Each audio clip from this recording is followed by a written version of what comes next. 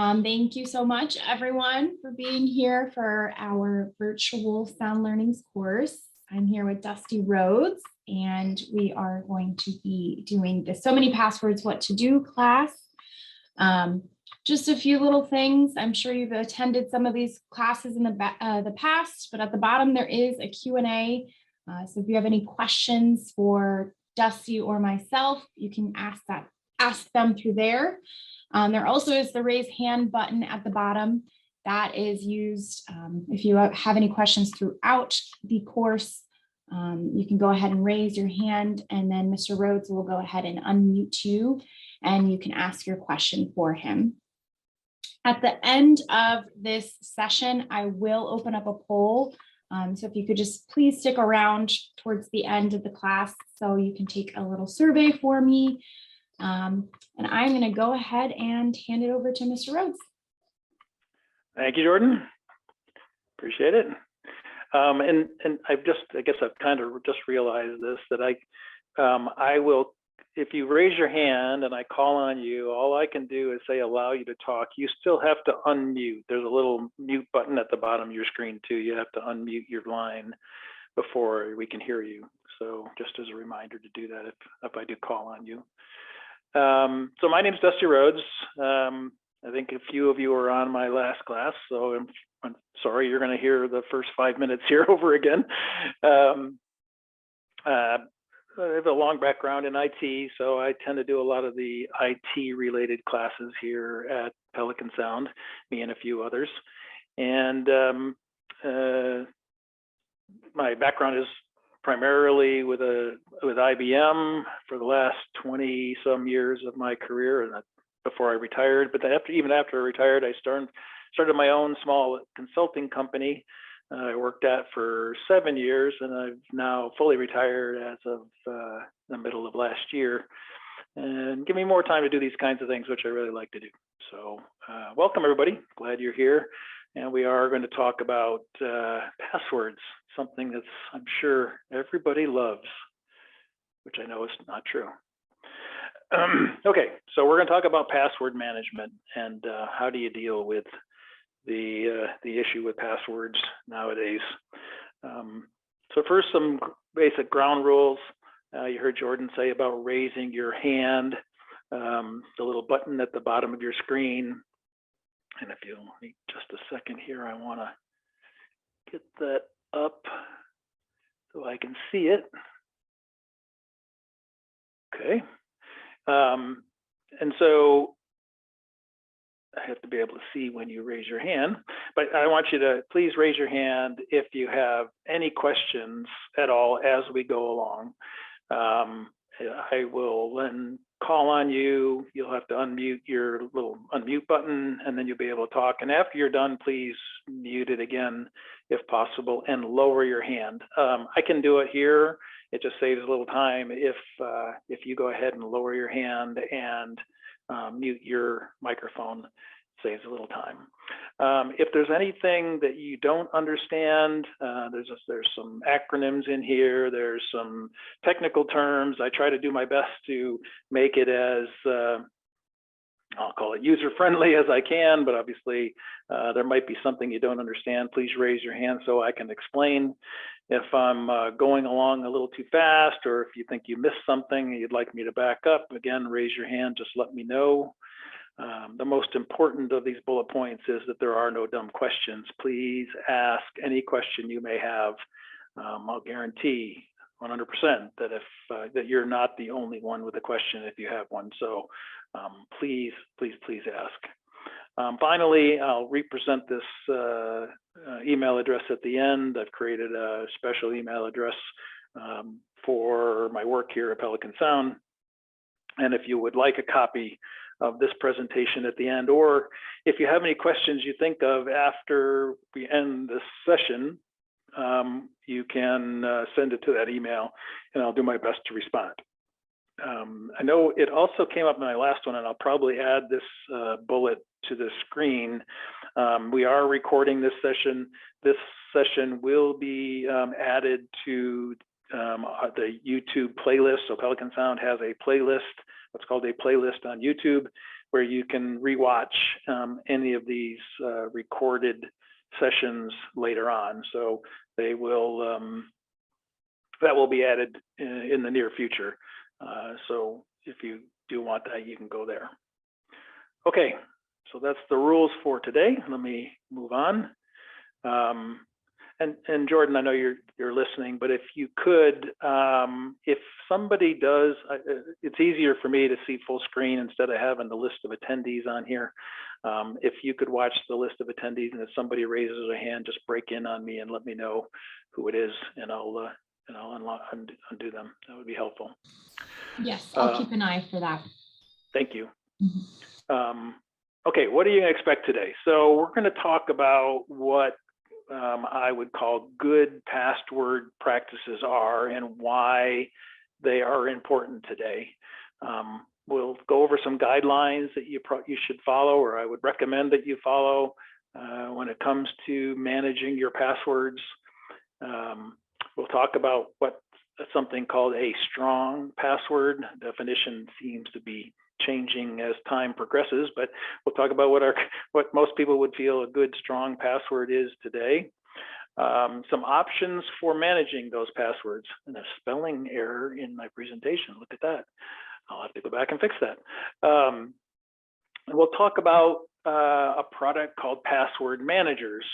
It's a way to make life simpler when you're when you're using your passwords and managing them. And we'll go over a few different types and describe what they are.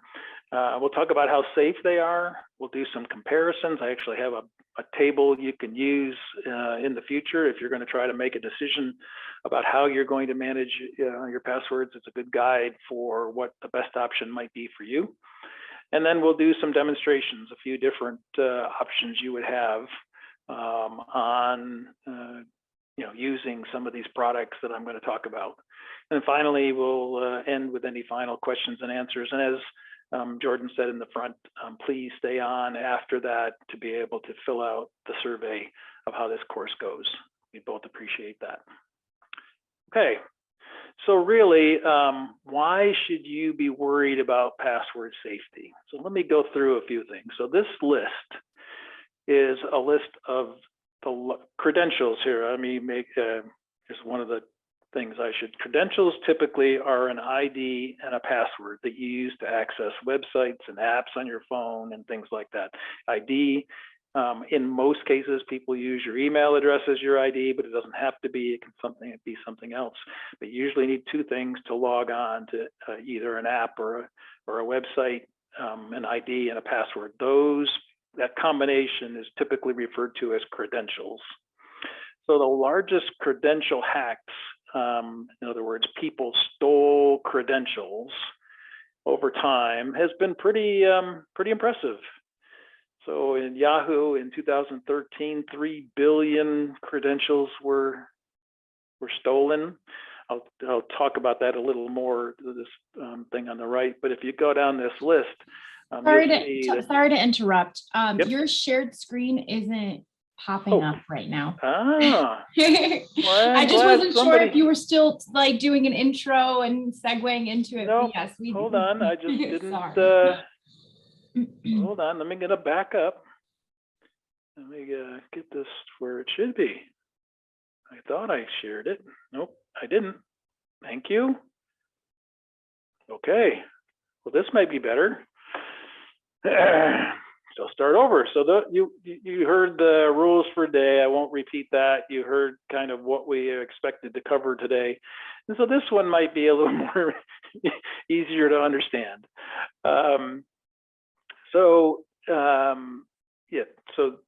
hacks are when some bad actor tries to steal your credentials, as I've mentioned, and these are the companies where they've been stolen from. So you can see that the number of records stolen over the last, and this is just the top 10 or so. I mean, there've been hundreds and hundreds of them, but about the top 10 largest, or whatever this is, the list of the most, you'll see that probably, what is there, 5 billion or so records stolen over the last few years.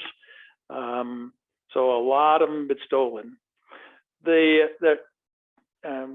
You'll see over on the right side where 550 million stolen passwords have been published.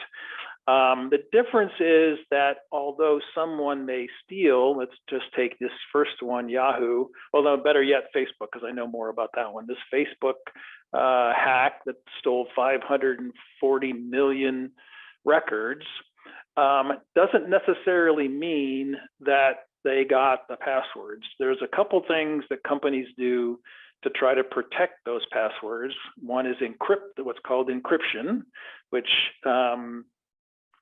again scrambles it up so that it takes a special keyword in order to unlock what those passwords are. Another one is called hashing, which is again another form of scrambling up a password. Just because this 540 million records were stolen doesn't mean that 540 million passwords were released. In most of these cases, they were either hashed or they were encrypted so that the bad guys really didn't get a password. But of all of these, since 2017, there's been 555 million passwords published on what's called the dark web since 2017. Dark web is not really dark. It's the kind of where the bad guys hang out on the internet and share things. They've got areas that they use to try to share things. So on the dark web, 555 million passwords have been published. So they actually were able to get the passwords out of these records and then turn around and publish them.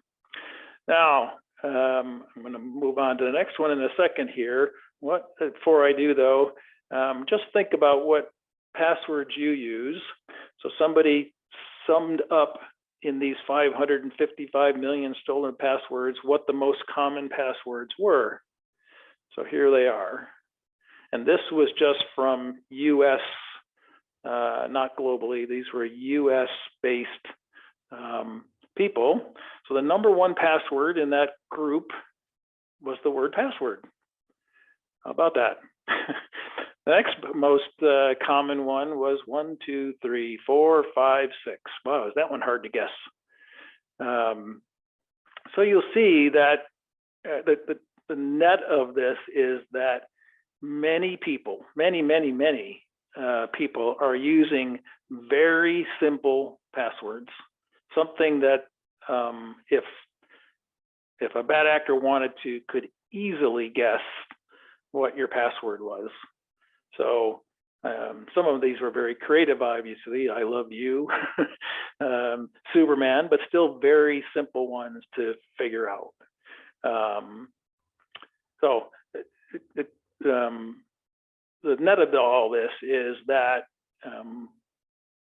using passwords like this is very unsafe. It's probably, I mean, if somebody knows your email address, which is very likely what your user ID is, and you're using something like the word password or 1, 2, 3, 4, 5, 6, that's the first thing they're going to guess if they want to try to hack into one of your accounts. So that's really what this is going to be all about, is how do you make sure this isn't you, right? How do you make sure that the passwords you are using are not so simple to guess it would be easy for someone to, get into one of your accounts. Okay, so you kind of wonder, he said 555 million passwords have been leaked to the dark web. How's yours? That's the question. So there's a guy, guy that I'm very impressed with, who created a website called Have I Been Pwned? And an interesting little story about Pwned, P-W-N-E-D, comes from the gaming world where someone is owned, O-W-N-E-D, but that there was a typo when it was first printed, and if you notice on your keyboard, the P's right next to the O, and somebody typed P-W-N-E-D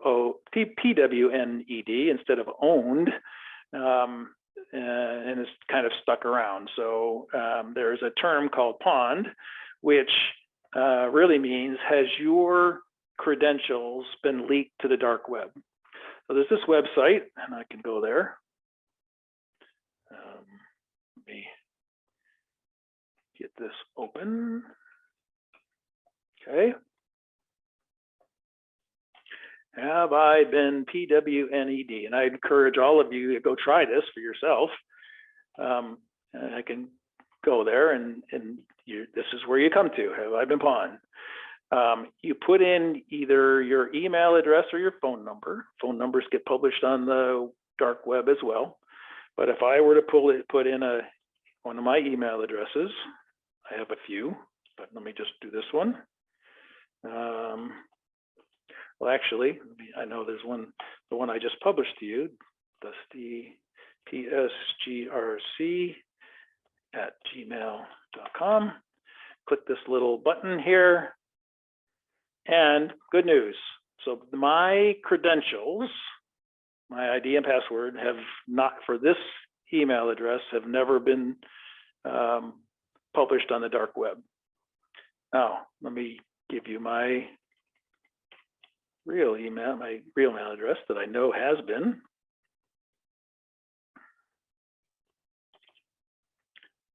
You'll see what happens. Oh no, so I have been, so that there are 8 data breaches. You'll see this, pawned in 8 data breaches and found no paste. So that means that hasn't been reused anywhere that they know of. So if I scroll down, it'll list the ones that email address has been breached in. Avast in May 2014. There's these collections. So basically what people do is they'll collect up a number of different hacks. They'll sum up all the IDs and passwords in a number of different hacks, and they'll put it out as a collection on the dark web. Like this one collection contained 2.7 billion records. So all of these things, Dropbox, LinkedIn, Straffic, these were all hacks that my credentials, not necessarily my passwords, but you'll see in LinkedIn, education level, email address, genders, geographic location, job title, name, social media profiles. So that's what was compromised in these hacks. So something you try afterwards, go to haveibeenpawned.pwned.com, put in your email address, then put in your phone number, and see if your credentials have been compromised. Okay, you can also find out if some of your passwords have been published, not necessarily by you, but by somebody else that maybe have been using the same password as you. So right here at the top, you'll see passwords. If I click on that, you can put in passwords that you use and find out whether or not they are out there on the dark web, that same password. Okay. A good resource to find out if you've currently got a problem. If you do find out that your email address has been and password have been released, I'd suggest wherever you're using that password, you probably want to change it. And we'll talk more about how you can do that as part of this presentation. Okay, so as I mentioned, you put in your email address. It'll tell you if your credentials have been compromised and what was taken. And you can actually, each of those hacks, like the LinkedIn hack, there's a name for it. If you just put that into Google, into Google search, you will see all the details about what that hack involved. They've been well published online as to what was released. Okay. All right. So I said we would cover what good safety practices are as far as passwords are concerned. First and most important is the use of what's called strong passwords. And actually, I have a whole section on what a strong password is and how to create one. So we'll cover that in a minute. But that's one of the key things, is make sure your passwords are strong. Should never use the same or even a similar password for multiple sites. So I know this is a very common practice, is you put the same password in over and over again on different sites so you don't forget it. You always remember it. That's one of the worst things you can do, because here's what happens. Somebody will hack some site, something simple. Let's just say, let me make something up. Maybe you get your haircut at a certain place, and you can schedule your haircut so they make you sign in with an ID and password, and you can schedule it, right? Supercuts or something. Well, they're not overly concerned about security, and maybe somebody steals their data about IDs and passwords. Well, what the bad actors will then do is they'll take that ID and password, and they will try it on every bank website, every credit card website, and see if you've used the same one again. And if you did, then they're in.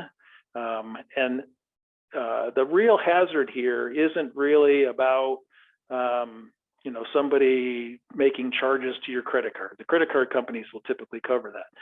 The bad part is what they will do is identity theft.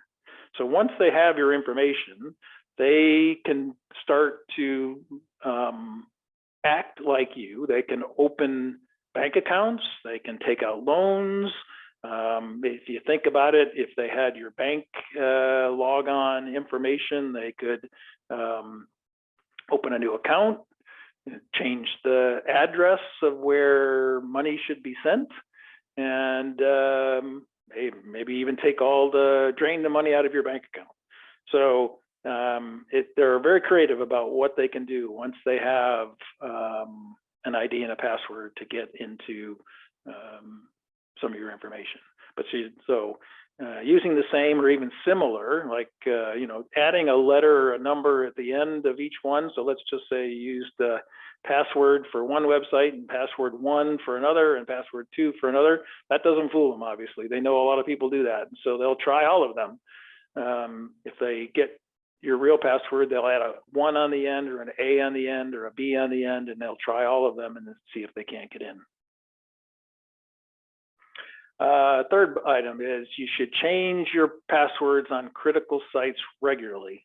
And by critical, what I mean is banking, investment, credit cards, things to do with money, or anything to do with money, whether maybe it's PayPal, could be a lot of different things, but anything to do with money. Now I qualify that in that unless you use a dark web notification service. So if you saw on what I just showed you on Have I Been Pawned, it looks up your credentials and sees if it's been published to the dark web. Well, one of the buttons on there, if I can go back and show you actually, you'll see Notify Me. So you can actually put in your email address, and they will notify you if they find that email address on the dark web, which is a signal to you that you need to start changing passwords associated with that email address or that password combination.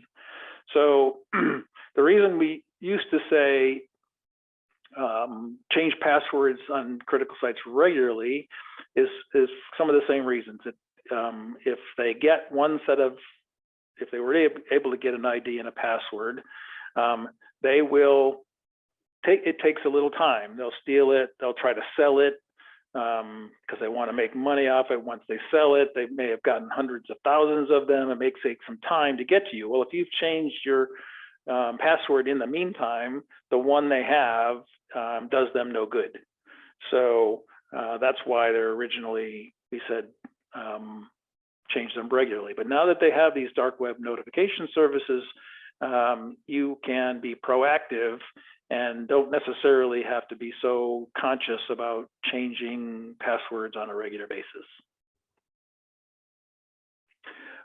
Don't reuse the same password for the same reason. So what I'm talking about here is using it on the same site. So maybe a website comes back and says you must change your password, so you change it back to just what it was before because that's the one you remember. Well, that's just as bad as using it on multiple sites. That if somebody's gotten a hold of it and you keep reusing it, it loses its value. Enabling two-factor authentication whenever it's available. So if you want to know what two-factor authentication is, I'm sure you've run into it before. Typically, it comes in the form of a text sent to your phone with a code on it. So you put in your ID and your password, and it says, well, we just sent you this code to your phone. You must enter that code before you can enter. Obviously, that helps a lot because the bad guys don't have your phone. Now, there's been some recent incidents of, I would call it SIM card duplication. So somebody duplicates the SIM card and creates a phone that's basically a duplicate of your phone so that they can get those texts. Now, I don't think it's 99.99999% of the people don't have to worry about that. Where I would worry about it is if I was a banker or something where I was getting them sent to my these kind of authentication sent to my phone. But enabling, most websites have that capability. You can enable two-factor authentication.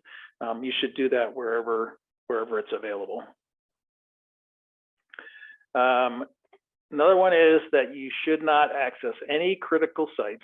Remember, back to critical as being banks and investment companies, credit cards, etc., while you're on a public PC or on an unsecured Wi-Fi.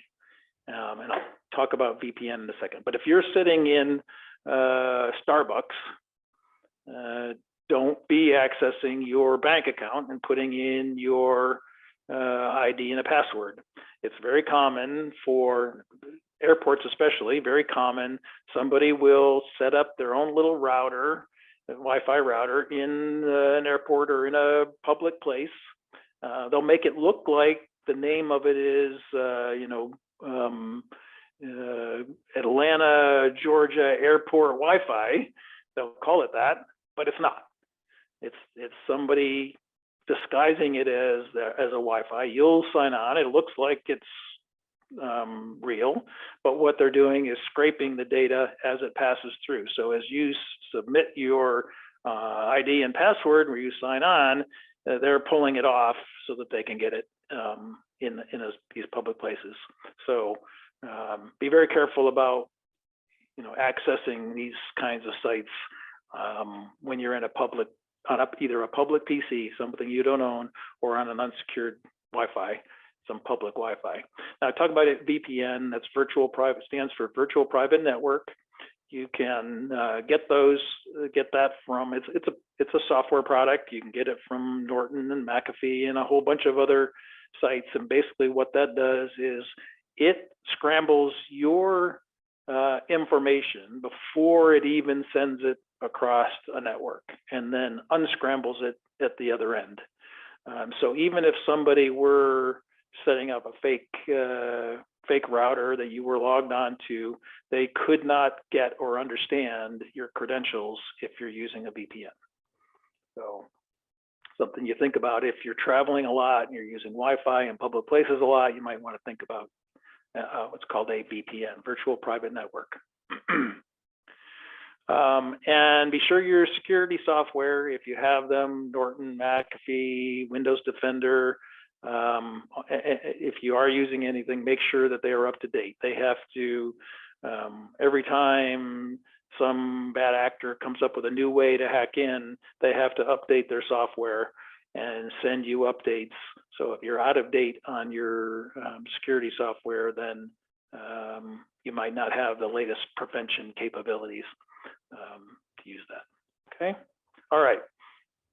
So I said just a minute ago that I'd talk about what is a strong password. Well, first of all, a strong password is at least 8 characters long, preferably 12 or even more. So I've set my standard now to 12. And I'll explain to you in a minute why that number keeps getting bigger and bigger and bigger. But it needs to be at least 8. It needs to have a random structure, no words, no sequential numbers, no pet names, things like that. We'll get to that in one of the next ones, but it needs to be as random as it possibly can. You need a mixture of characters. You need uppercase, lowercase, numbers, special characters, some combination of all of the above. What you're trying to do is make it as hard as possible to guess what that password is. It should not contain anything about you or your family. A little video here that goes through this. It shouldn't have any names or birthdays or pet names or anything like that, because they have Facebook, they have Instagram, they can look you up, they can see what your birthday is, they can look at your posts and say, hey, Sally, my dog, and they know they can look all that stuff up if they wanted to. Okay. So here's why length, so that's, sorry, I'll go back. So that's kind of the four things needed to have a strong password, and I'm going to kind of go through these. So talk about why the length is important. So there's things called crackers. Now this is using, if you were to just use a standard, pretty much a standard PC and just start guessing a password that was 7 characters long, it could run through all those combinations and permutations in about 0.3 of a second. 8 characters long, it's 5 hours. 9 characters long, it would take 5 days. 10 characters, 4 months. 11 characters, a decade. 12 characters, 2 centuries. But that's assuming that they're just doing random guesses, right? They're just randomly putting the characters together in any order. But that's not what they do. They use what's something called intelligent guessing. All right, they take a dictionary and say, try all these words first and combinations of words first before you start doing any random stuff. So if they're using intelligent guessing, you know, by looking at your Facebook page and looking at your birthday and including that in the randomness, they can cut these numbers down by factors of tens, hundreds, or even thousands by using intelligent guessing. Now this is with a standard PC. So hang on, sorry, went too fast here. Hopefully this is going to work. Jordan, if this doesn't come across, I forgot to test this earlier, but if this doesn't come across, please jump in and let me know. I'll play a little video. It's cute. It kind of helps you understand some of these things.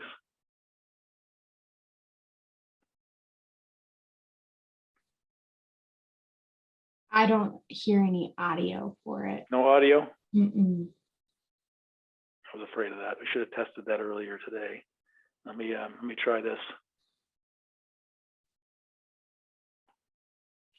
Still no audio? No.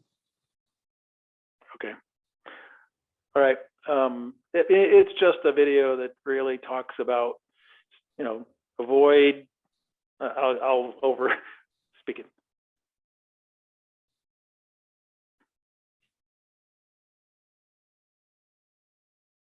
I guess you can read the interpretation at the bottom in the black.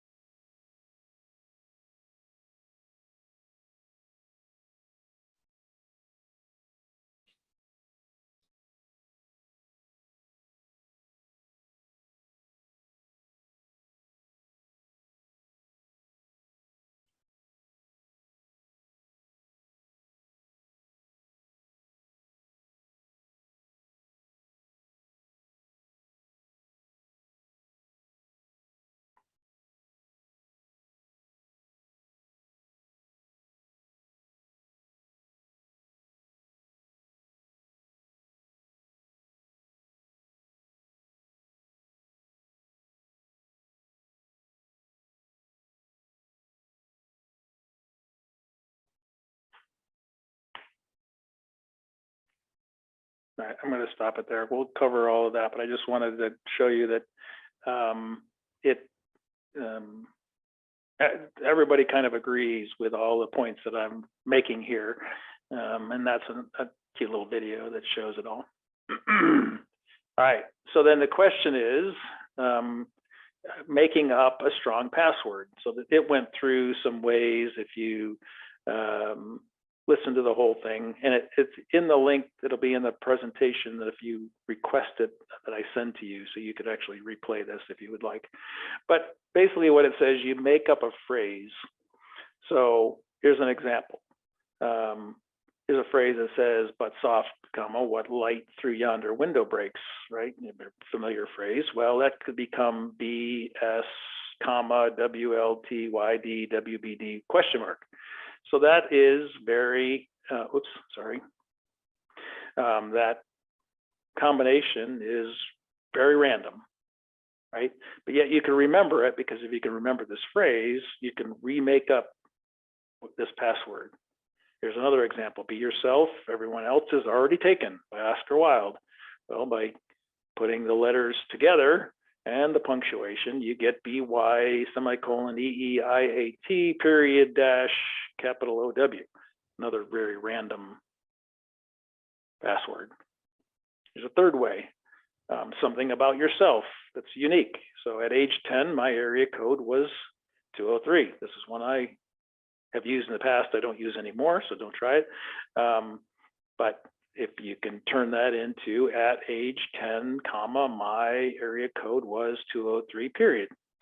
So again, very random numbers. That's a fairly easy way to make up very difficult to guess passwords and to remember. So by just remembering the phrase, you can remember the password. And I'll explain why you don't have to have a lot of these in a few minutes. So it just went through that you gotta make sure your passwords are strong, at least 8 characters, maybe 12. You gotta be sure that they're unique, and every website is different. You gotta change them sometimes, and then you gotta remember them all. Not an easy task, right? Okay, well, there are some solutions to this. You have really 3 major options. All right.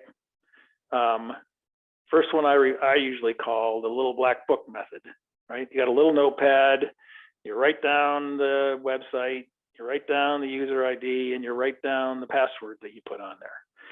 That actually is not a bad solution given a couple of key criteria.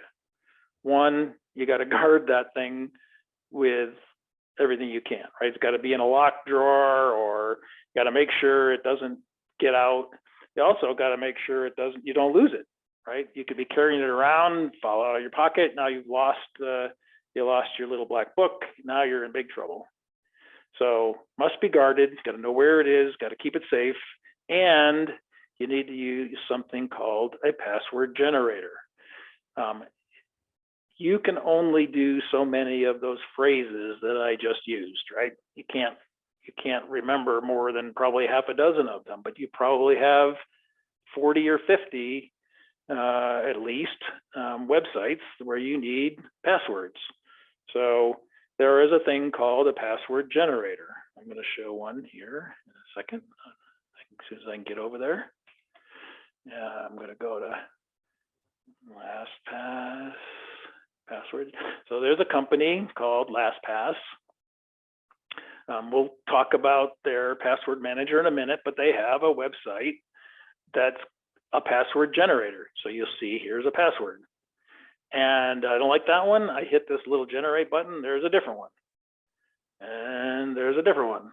And these are all random with capital letters, small letters, and there's a bunch of these, right? You don't have to use LastPass as just one example. There's a lot of them. You just search on, do a Google search on password generator, and there'll be a dozen of them that you can use.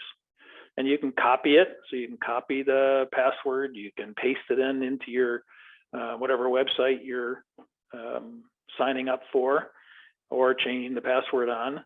But make sure if you're using the little black book method that you write that password down. Okay, so that that's one option to help you manage passwords. You could use a little black book, got to keep it guarded, got to use a password generator, make sure your passwords are strong. Jordan, I see a couple on chat. I didn't look. Oh, they were from before. So Jordan, yeah, sorry, I wasn't paying any attention to that. Go ahead and unmute your line when somebody raises their hand. Okay, so whenever I see someone raise their hand, I'll unmute and let you know. Yeah, please, because I'm not really watching the. Okay, no worries. Okay, It's Mrs. Bogard, or Okay, hold Mr. on. Is it Mr. was on his?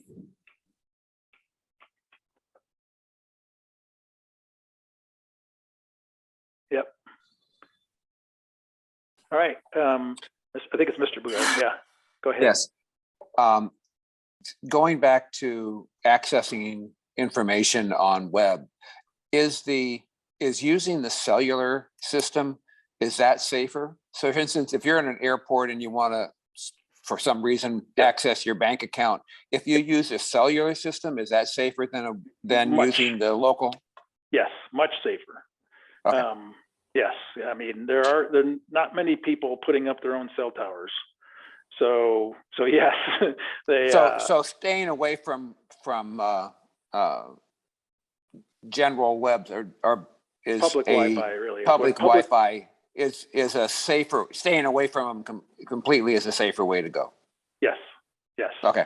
Absolutely. Now, I mean, obviously not everybody, if you have a PC and you're trying to work on a PC, you generally don't have a cellular option, right? So you're forced to use Wi-Fi. Right. So you got to just be careful in that situation. But yes, if you have cellular on your phone, that's pretty safe. Verizon and AT&T and all are very, very, very concerned about security, and they're very diligent about making sure they keep it safe. So you don't have to worry too much about that. Good question. Thank you. Okay, so we talked about Little Black Book. Next one is what I would call the electronic version of that black book. So I know a number of people use this one. They have a spreadsheet or a word processor, maybe a note on their phone, where they keep a list of all the websites, the IDs, and the passwords. Again, that's a perfectly good and valid way to do it, but with two real qualifications. The first one is that spreadsheet or word processors should be password protected. And you can do that. I mean, as far as I know, all the spreadsheet companies, whether it's Google or Microsoft or whoever it might be, allow you to put a password on a spreadsheet or a word processing document. And I probably should have noted it in here, but that password should be strong. So going back to strong passwords. So here's a case where you make up the little phrase, come up with a strong password, and use that password to protect your spreadsheet or your word processing document or whatever you're using to store all your IDs and passwords.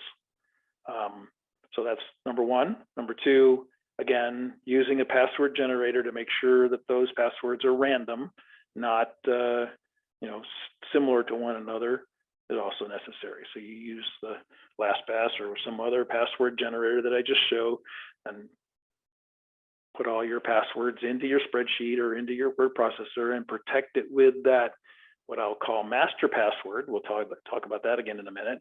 That then locks that spreadsheet or that word processing document. That's a good one. The third is to use what's referred to as a password manager. And these are Sorry to interrupt. We do Yep. have another question. Yeah, I said that before. So Asha Greenberg. I have a question. So what about the computers that save your passwords? So that's what we're going to get to. We're going to talk about that next. Okay, thanks. Okay. Yep. So, and I mean, obviously, I'll probably show you in a minute. I probably have on the order of 150 or 200 passwords. So these two options of the little black book and the electronic black book are very difficult to manage. It can be safe if I keep up with them, keep them protected, and I keep the passwords random. But there's this third option called password managers. And there are a number of different ones of those that we'll go over next. So what are password managers? It's like a storage vault. So for those of you familiar with spreadsheets, it's not a whole lot different than that. It's like a list of IDs and passwords that have a combination lock on them. And that combination lock is a master password. So you have one password that unlocks the whole list of other IDs and passwords. That's really how it works. It can keep your passwords. It can also keep other sensitive information secure. And I'll go over what some of the other things that these password managers can do. I mentioned you use a strong but memorable password to open the vault that then gives you access to your strong random passwords. So you make one up that you can remember using the little phrase methodology that I gave you before, and that's what you use to lock this vault that has all your other IDs and passwords in it. All the good password managers use what's called, and don't worry about these terms.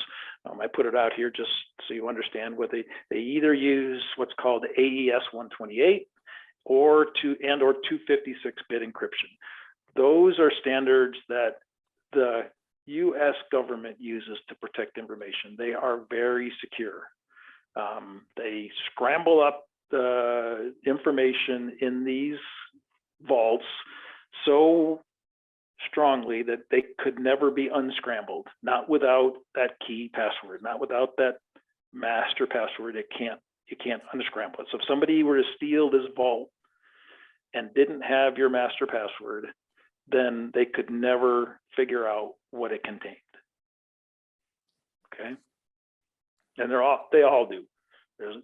I mean, they couldn't even sell a product that wasn't encrypted, heavily encrypted. All right, so there are three major categories of these password managers. One is what I refer to as browser-based. So if you're using Edge or Chrome or Firefox, they have a password manager built in. And I'm going to demonstrate each one of these, at least a sampling of each one of these, so you can see kind of how they work. There is at least one that's manufacturer-based. So Apple has a product called Keychain. Keychain goes across all the Apple products. So whether you're using a Mac or an iPad or an iPhone, whether you're using Safari as your browser, so Keychain supports all of those. So that's another kind of type, because it's not just based on a browser or whatever. And then there are what I'll refer to as third-party programs, LastPass, 1Password, Norton. There's a long list of these as well. Can't cover them all. I'm going to cover a couple of them, LastPass and Norton, but they are very good as well. So those are the three categories. I'll go through each one of them, do a little demonstration of each one. I mean, bottom line, at the end of this presentation, you got to make your own decision about how you want to tackle this issue, because the issue is not going to go away. It's only going to get worse until. Back up just a little bit. It's going to get worse to an extent. There's people who now are working heavily on what's called biometric security. Biometric can be things like your fingerprint, your face. You've seen some of these on some of the phones now. So your fingerprint, your face, your eye iris, the eye print. So those things are actually even safer than IDs and passwords, but they're pretty nascent right now. They're not well developed yet. A few are, like the fingerprint on your iPhone or your face on a phone. Some are, but they're not broad yet to where they cover everything. So we're stuck with managing passwords for at least the next 5 years or so. So you got to have a solution, but you got to decide for yourself what level of complexity you can handle and what the return on doing that is. I mean, if you're comfortable with writing them down and you're not worried about the effort it takes to keep them all up to date and written down, then and that's simpler for you, then that's perfectly fine. These you'll see start to get a bit more complicated than just the simple write it down, but they are much more secure and actually quite easy to use. So now all of these are securely encrypted. They are very secure, but they only are as long as your security habits are. We went over some general security ones, and I'll talk about each of these specifically of what the hazards are around your personal security habits, like a password or a thumbprint or a face recognition on your phone, as an example. We'll talk about those. Okay. Before I start going into these options, any other general questions? I just want to make sure I'm not going too fast. Raise your hand if you do. Okay, I don't see any. I'll keep going. All right, before I get into the different options and capabilities, I got to define some terms, because all of these can do some or all of these kinds of things, and you need to know what they are before we start reviewing each one of them. First one I'll talk about is what's a term called autofill. So most, if not all, maybe all, I think off the top of my head, probably all of them support what's called autofill. What autofill means is that it will automatically complete some of the fields, whether you're talking about on your phone or on your PC, on your Mac, wherever, will automatically fill in some fields that they've memorized, right? Based on you using something in the past, an email address or a user ID, it remembers those and then automatically fills those in. So that's what's called autofill. Then there's something called auto change. Auto change means that that product can automatically, and I put automatically in parentheses because it's not as automatic as it sounds. It's easier than having to go in and do it yourself, but some of these can automatically, qualified, change the password on some of the websites with the push of a button. So they can go out, change your password, and the reason it's important to go change it, because if you've today got passwords that are duplicated, you got to use them on multiple sites, they're not difficult to guess, they're not random, then you're going to have to go through a process where you go change all of those passwords to something that is a strong password, and some of these products can help you do that. There's something called form fill. It can save information beyond just your email address and password.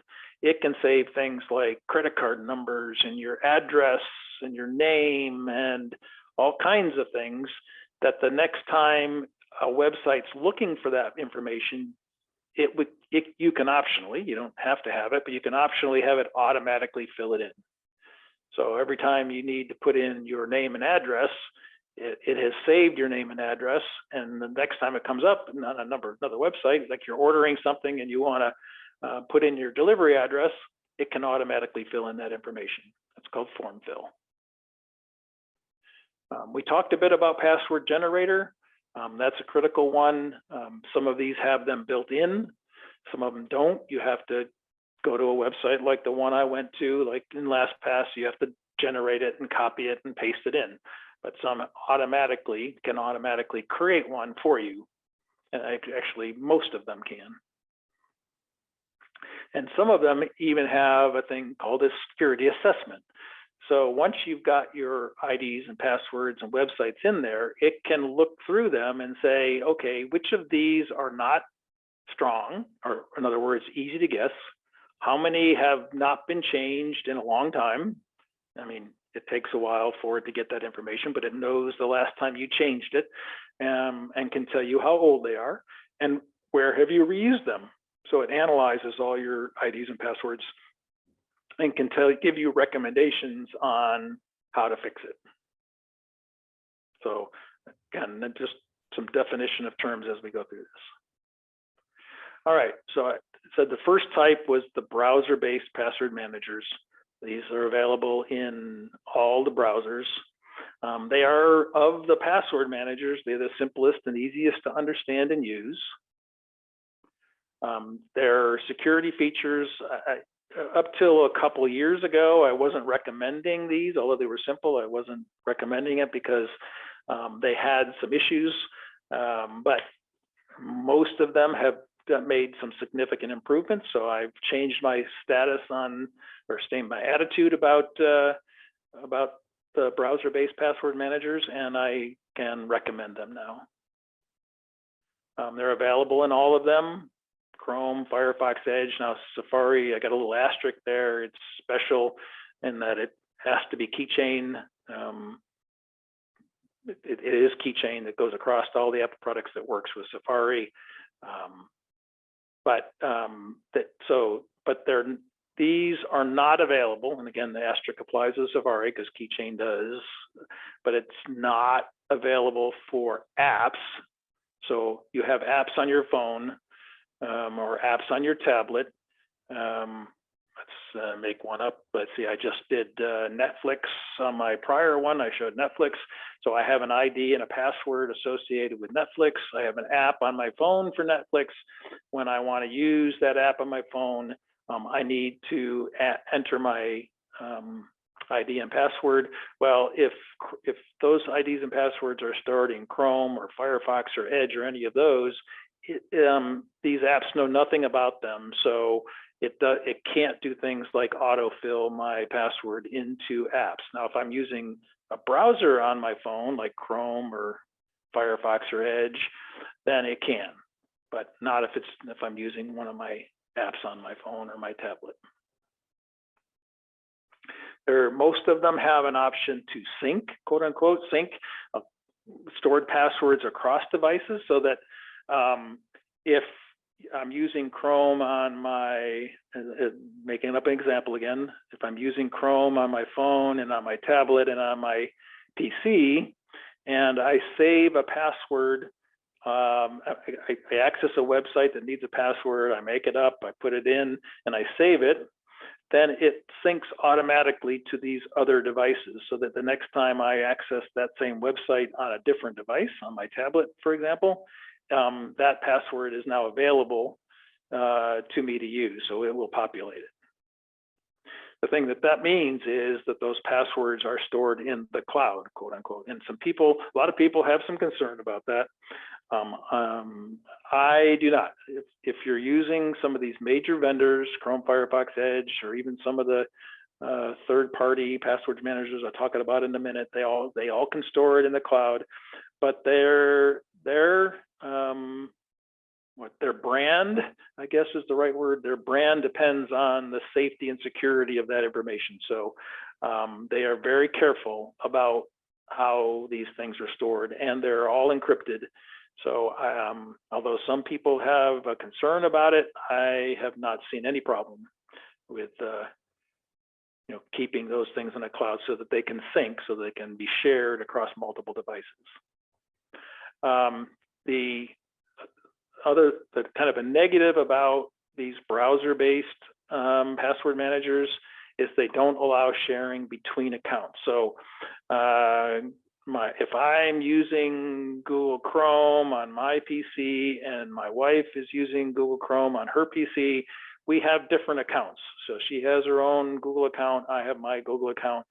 The passwords that I save on my account would never be shared with her. So if we have a common bank account, common credit card, where we use the same ID and password to access it, then we both have them separately.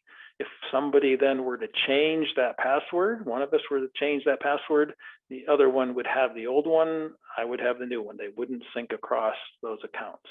You follow that, hopefully.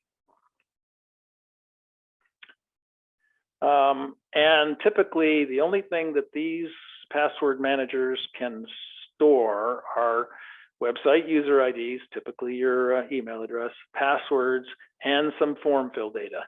So email address or address, or they typically don't do anything beyond that, where some of the other ones I will show you can store a lot more. And they support autofill, but not auto change. So they will automatically fill in your ID and password, but there's no one button to change that password going forward. You have to do them manually. One of the problems and one of the downsides of this is that the password's available as soon as you log on to your device. So if I'm storing my passwords in Firefox, for example, and there's been some changes that I'll show in a minute. Once I'm logged on to my PC and I open Firefox, I can see all my passwords. So if I were to lose my laptop, lose my phone, lose my tablet, and I don't have that device secured, this is what when I was talking about earlier about your personal security habits. If I don't have a password on my phone, or I don't have it locked with a thumbprint, or I don't have it locked so that it unlocks with my face, then if somebody were to get my phone, go to my Chrome or go to my Edge on my phone, they could see, without even doing anything, they could see my list of passwords. So the security on your device itself is really what's protecting that from happening. Okay, let me do a quick demo and maybe that will help you understand these a little better. I'm going to use what's called Windows Edge as my browser. And I'm going to go to some websites and let's see, let's go to Edge. Oh, and I said we were going to do autofill first to show you, demonstrate autofill. Okay, let's go to, so for work, I used to use this website called Tracker. And it's okay. Now, you'll see my username, which is my email address, and my password were automatically filled in. That's autofill. I didn't do anything. It just popped it right in there. As soon as I went to that website, it knew what my user ID was. It knew what my password was. And so it just popped it in there. That's when I was talking about autofill, that's how it works. Now, where does that come from? It's because I've stored that combination in Edge, in my browser. And I get to that by going to settings, and they're a little different depending on your browser, but almost all the same. If I go to the settings, you'll see a section called passwords. Well, here's the list of passwords that it's saved.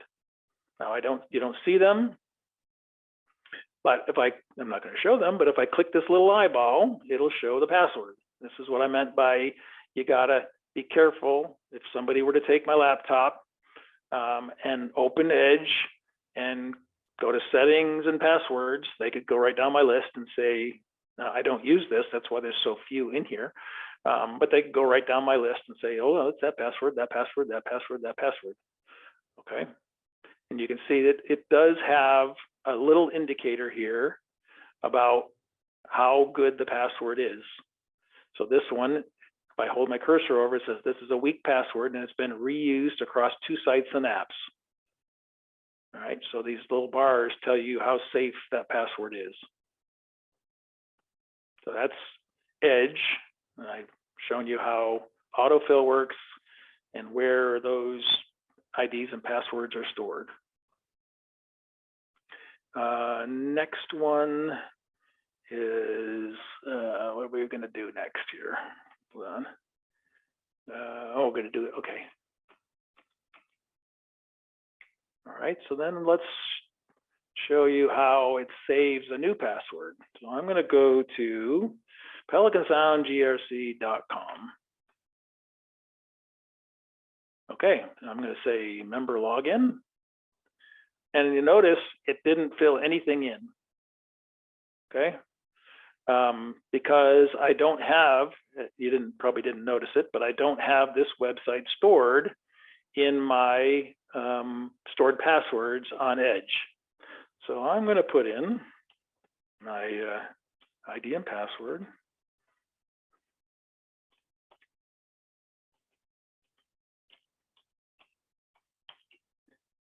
And I'm going to sign in. Let's sign in, but look up here in the upper right-hand corner. Hopefully you can see that. It gave me this little pop-up that said save password. So Edge just recognized that I just put in an ID and a password, and it's not already in my list of IDs and passwords. So I can then just say save. And now you see at the top, it said password saved. Now that password and ID are in my safe. So if I then go here and say log out, now log back in, look at it just put my ID and my password, auto-filled it in. Now I can just click sign in. So once I've remembered it, it puts it in here automatically for me. Okay, now I want to do one more. And I gotta see what it is. Okay, change password, all right.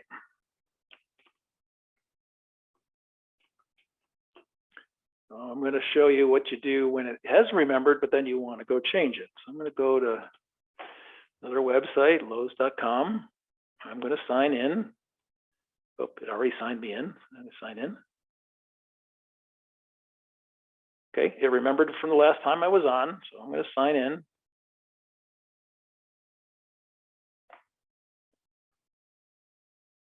Okay, now I'm signed in, and I want to change the password. So that this is an example where maybe this password is not very strong, so I want to change it. So every website is a little different where you go, but it's almost always in something called your profile. So you'll see profile and preferences here.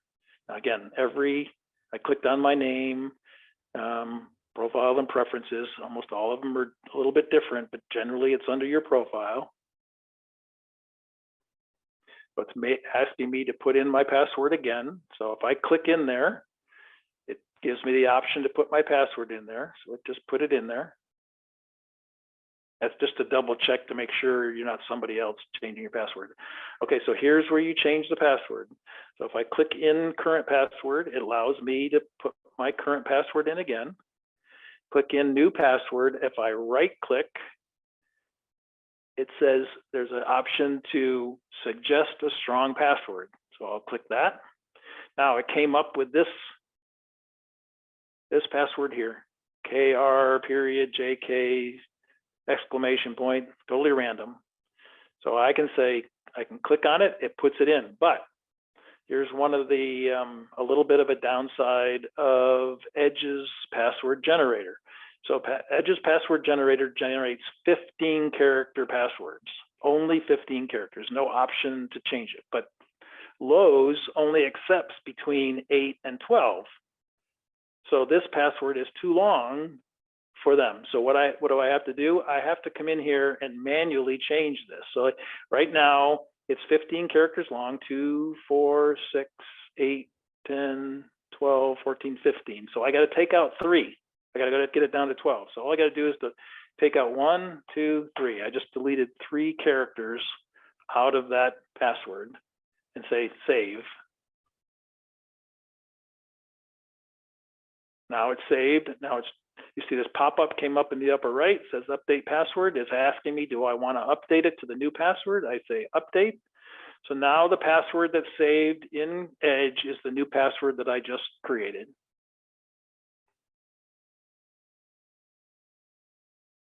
Okay. Right, so that is my demonstration about browser-based password. I mean, I used Edge. The other browsers are a little bit different, but they, effectively it's the same. You got to kind of, and there's lots of instructions. I've got some links to YouTube videos, all these password managers. There's tons of videos out on YouTube on how to use them, where to click, what to do. You can look them all up just by looking up Windows Edge Password Manager or Chrome Password Manager or whatever you're typically using. Okay, the next one. Third-party password managers. As I talked about this, there are many, many, many of these. I bet 30 or 40 different ones. There's a few that are free. KeePass is a free one. I think Bitwarden has a free one. LastPass, Norton, McAfee have free versions, like Norton's is free. Some have a free kind of smaller version where you can pay to upgrade. I go through a little bit of that. But these are actually pieces of software, third-party add-ons that you can use to manage your software, your password, sorry. They are all very good. They all have very good security records. They are quite different in the way they work. The way they look and the way they work. So again, using YouTube to kind of review the different options and choose one that you like, or you seem to like, would be the best way to go. Some are a little simpler, some are a little more complicated, but kind of watching YouTube videos about how they all work is a good way to decide whether or not you can handle it or not. There is a learning curve, and all these additional features can make things a little more complicated, but some of them are quite beneficial, and I'll talk about what some of the really nice features of some of these third-party password managers are. They all have strong security features, encryptions. They have security assessments where they analyze all your passwords to make sure they're safe. And they all require an additional password or a fingerprint or a face switch to access the vault. So they, like my other one where all I had to do was be on my PC to access the passwords. These all require an additional one. You can't just be on your device and then and get to your vault. So it's an extra level of security on it. All right, so I'm going to talk about a couple of them. The first one is LastPass. This is the one that I use. It's a bit more complex, but has more features. It's cloud-based, so that syncs passwords across devices. And if you and your spouse have two different devices, you can both be signed on to the same LastPass account, so you can share passwords if you choose to. So that if you have a shared bank account and you want whoever changes a password then has the same that sync across to all your devices across both of you, you can do that, unlike the browser-based ones. It works with all devices, really. I don't know of any device it doesn't work on. So whether it's an iOS phone, an Apple phone, or an Android phone, or even things like Fire tablets, iPads, PCs, Macs, it works on practically all devices that I know of. There's no really limitation there. Come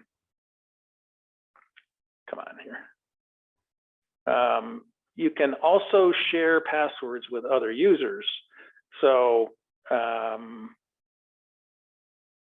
sorry, I jumped ahead of myself before. So that it is cloud-based, so it syncs passwords across all your devices. That's the second bullet. So it syncs to my phone, my tablet, my PC. They sync together. This is the one that I was referring to before. You can also share it with other users. So you and your spouse can share passwords between the two of you. That's what I was talking before.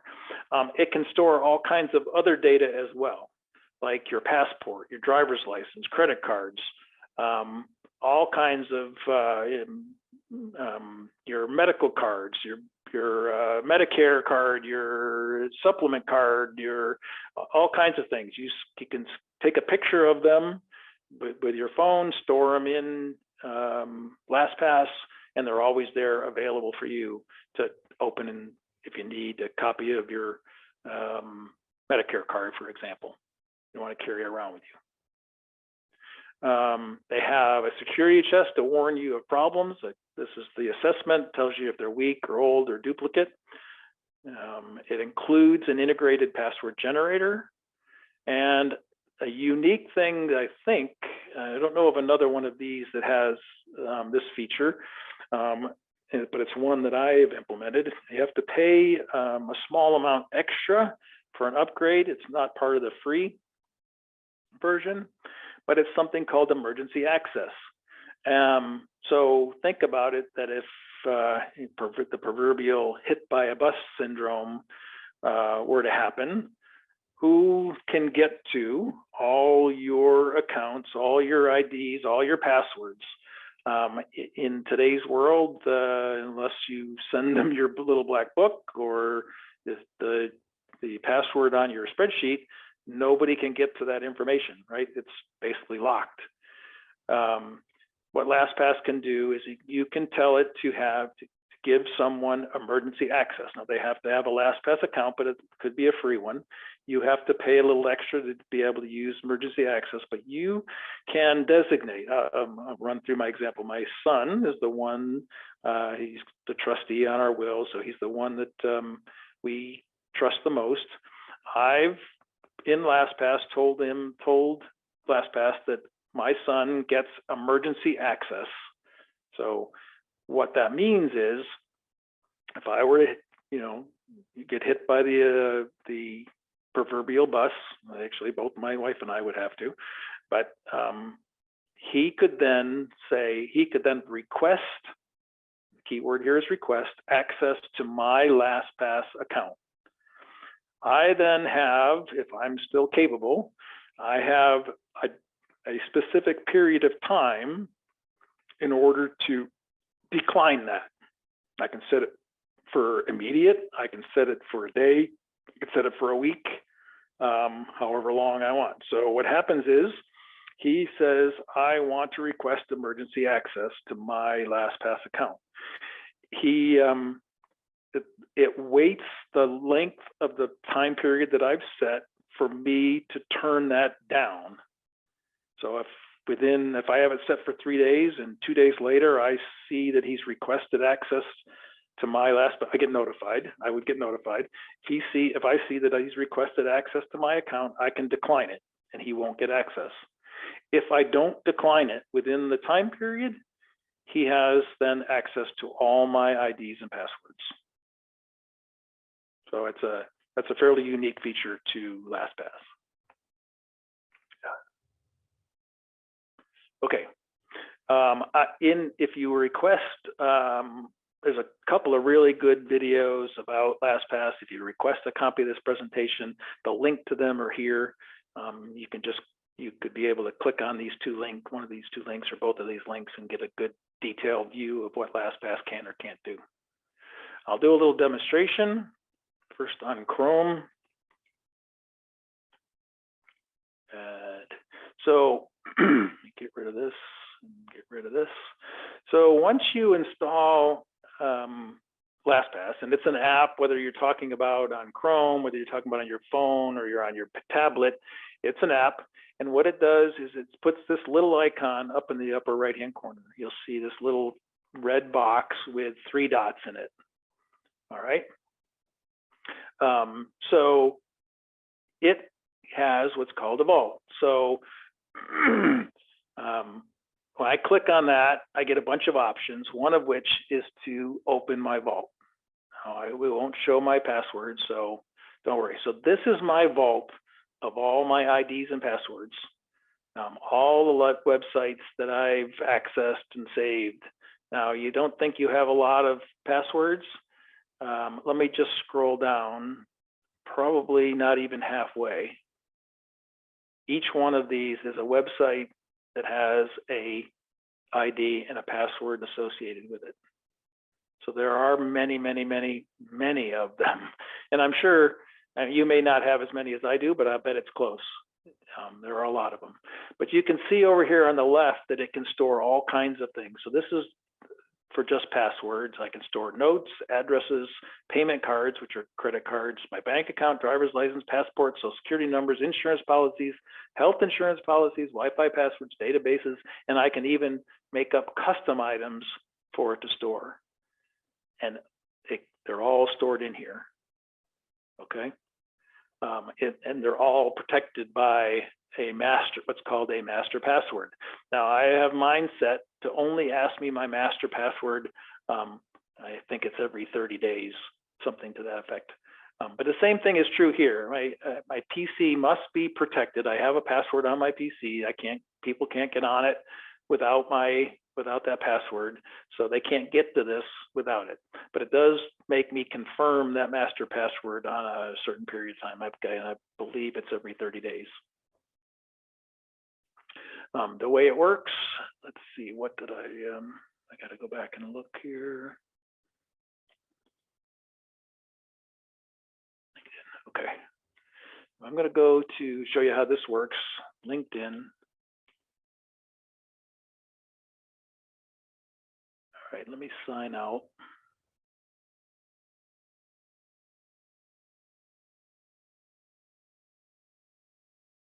And then I'm going to say sign in. Okay, so you'll see a very similar thing. Forget about these up here. Similar thing here is what you saw before. It automatically populated my email address and my password. You'll see the little icon, the square box with the 3 dots in it. The little one means I only have one password for this website in here. I can have multiple, because I can share this across people. So my wife can have her ID and password in here. Multiple people can, because I can share this one, unlike the other. It tells me how many different IDs and password combinations I have stored in there. That's what that little one means. If you can, hopefully you can see that. So then I can sign in. Now I'm in. So it has saved that ID and password, proposes it to me. If I have more than one, let me show you this one. I don't want to do that one.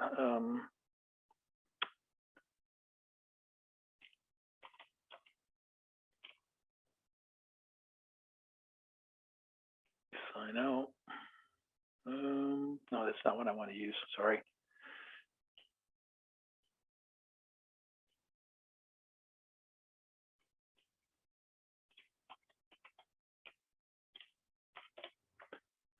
Let me sign out. Get this out of the way.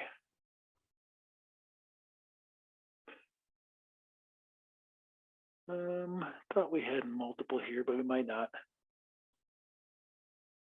Yeah, I just wanted to show you an example. So for Amazon, you'll see this says 3.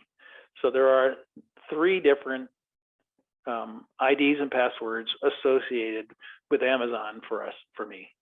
So when there are more than, you'll see it up here as well, up in the upper right, that there are 3. So I can pick and choose between them to sign on with different accounts.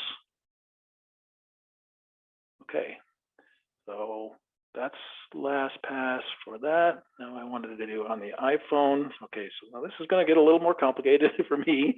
Let me show this to you. Okay. I'm going to bring up my phone on the screen here. So you can see my phone.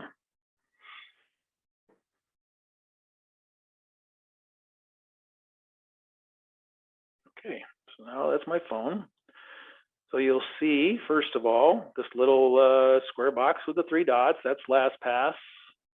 I can open it just like I could before. I have to use my fingerprint to verify. So it, again, it has its own, even though I had my phone unlocked, it's telling me I have to put my thumbprint on there to open it.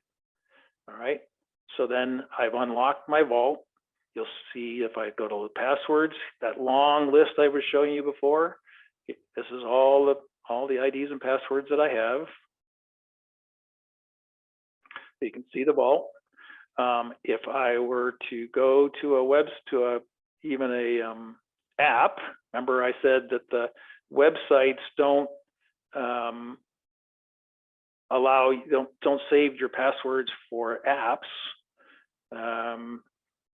Hang on, I gotta, let's see here. Sign out, log out, log out. All right, I'm gonna sign into this app, Doodle. It's an app we use to schedule our golf. Use email, I'm gonna say log in.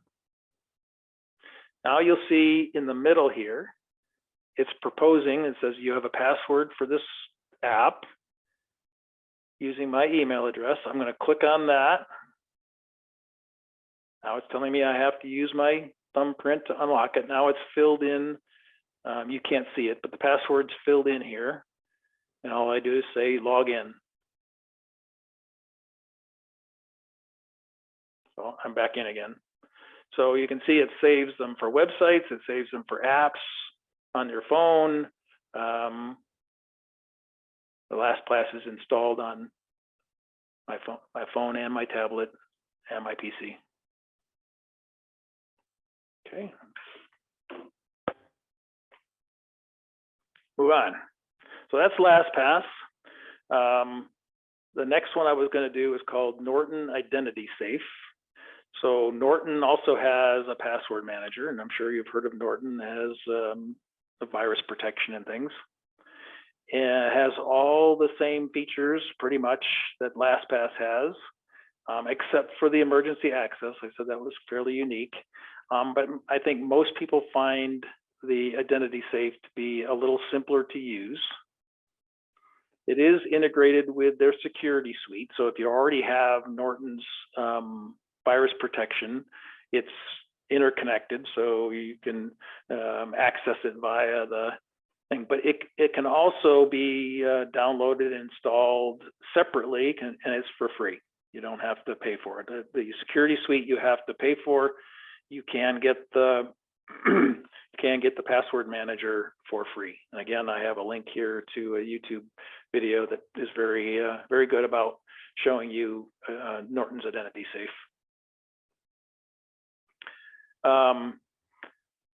Final one is iCloud Keychain. This one is quite different than the others.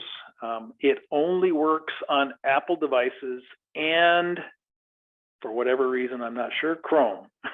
It doesn't work for Android devices, phones, tablets. It doesn't work on Edge. It doesn't work for Firefox, a whole bunch of other things. But if you are really exclusively Apple, then Keychain is your best option. And I'm going to show at the end kind of a table to give you an idea how to select something here. But Keychain, if you are exclusively an Apple household, Keychain's the best, is a great option, and I would say probably the best option in your case. It is cloud-based, so it syncs passwords across devices, iPhone, iPad, Mac, Chrome. If you put in a password or change a password, it automatically syncs across all your devices. You can only store website credentials, credit card info, and personal data, like address and phone number. It doesn't do the things like, at least not as of today, passports and driver's licenses and insurance cards and all that kind of thing. It has a limited ability to identify and change weak passwords, so that the analysis that it does is not quite as extensive as LastPass is, or Norton for that matter, but it's probably good enough. It does include a password generator, but you saw in the one with Edge, where Edge only generates a 15-character password. Keychain only generates 18 character, and it can't generate them with special characters. It only generates ones with capital letters, small letters, and numbers. So some websites require, like you saw with the Lowe's example, a certain number of characters. So if I were to go to Lowe's and use Keychain, it would generate an 18 character password. I would have to shorten that to 12 because Lowe's only allows 12. Lowe's also requires that it have a special character, and the Keychain, unless they've updated it, I don't really use it, so I'm pretty sure, at least the last time I checked, it didn't generate special characters. I can actually check that. But you would need to insert your own special characters in there to get it to work, if a website requires special characters. And it does not allow for the emergency exit like I showed for LastPass. Again, another video here. If you ask for this presentation, you can click on this link, and there's a good description of how Keychain works and what it's all about. So here's the table I've been talking about. We're almost to the end here. So the way you use this, and if you get a copy of this, this is probably the one you want to look at if you're thinking about implementing a password manager. This tells you what some of the features are in the left-hand side. So if my browser that I use is Edge, and I'm going to use the Edge password manager, it requires a master password. It does autofill, does form fill. It doesn't do other data. It has a password generator, but it has limited capability. Remember, I showed Edge it could only generate 15 character passwords. So that's what that's all about. Does it sync to cloud storage? In these cases, it's optional. So that's what the O means. And these are yes. Can you do password sharing?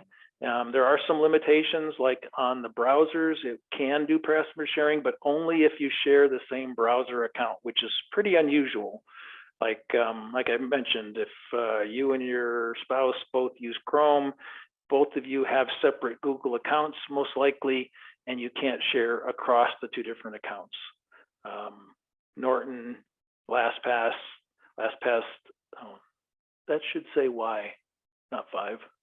Oh, sorry about that. I'll update it before I send it off. This should say this should be yes. I'm not sure how I got 5 in there. Password import export. That's important if you choose to switch. So let's say you start out with Chrome, and then eventually you like that, but you want to be able to share passwords across accounts, or you're going to switch to Norton. Because both of these say yes, you could export all the passwords that you had in Chrome and import them into Norton, and they would be available for you to use there. So Keychain, for example, there is no export capability, so you can't switch answers here. Emergency access, like I say, the only one I know of that does that is LastPass. And do they have a security check?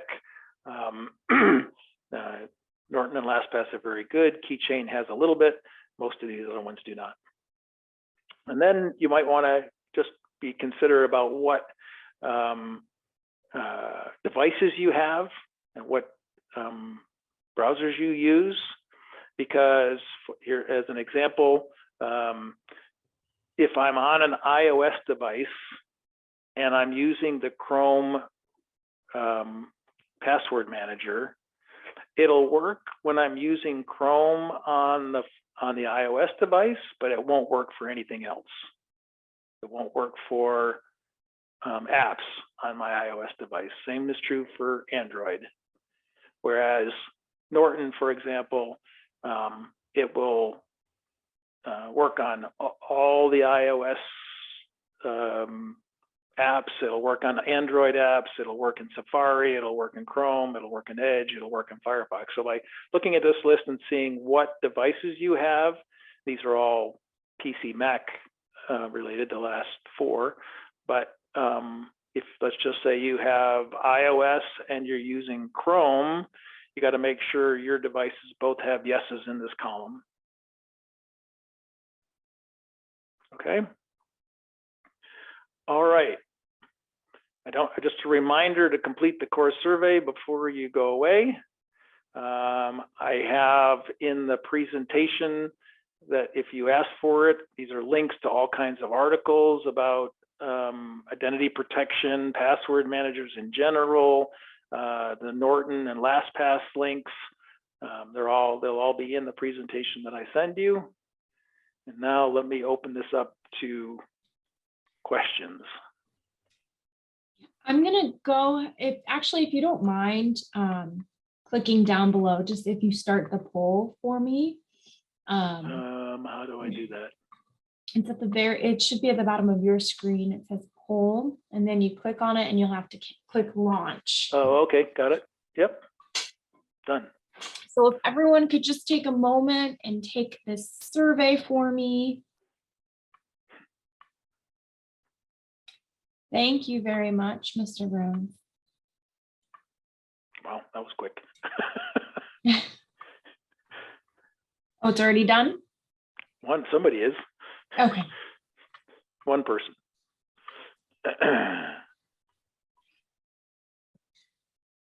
And as you're doing that, if you do have additional questions and you want to ask them here, please raise your hand. If you would rather send it to me, I'm going to put my email address up next once you complete the survey. Actually, I can change it right now here. So please keep working on the survey, but that is the email address. That's my email address. If you're not comfortable asking the question here and you want to send it to me, send it to that email. And if you would, again, like a copy of this whole presentation, please send it to that email address. Finally, as you heard in the beginning, this has been recorded. So once we finish, Jordan will work on getting that published out to our YouTube channel.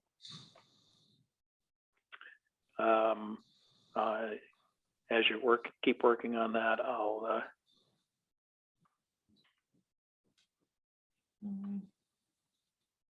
looks like we've got 7 done so far. Okay. It may have, when they leave, I think the number drops off. So maybe some people have left. So it might be Oh, done. I see. I got it. I didn't know that. So if there's no questions, then I think we should all be good. Thank you again. Great class. You are actually teaching 2 more at the end of the month. Mm-hmm. Let me just double check the 27th, right? Right. Yep, that's correct. Yep. Oh, that's next week already. Well, we will see you then. I hope that whoever's on, maybe you'll join us next week for 2 more classes. All right. Thank you. Thank you, everyone.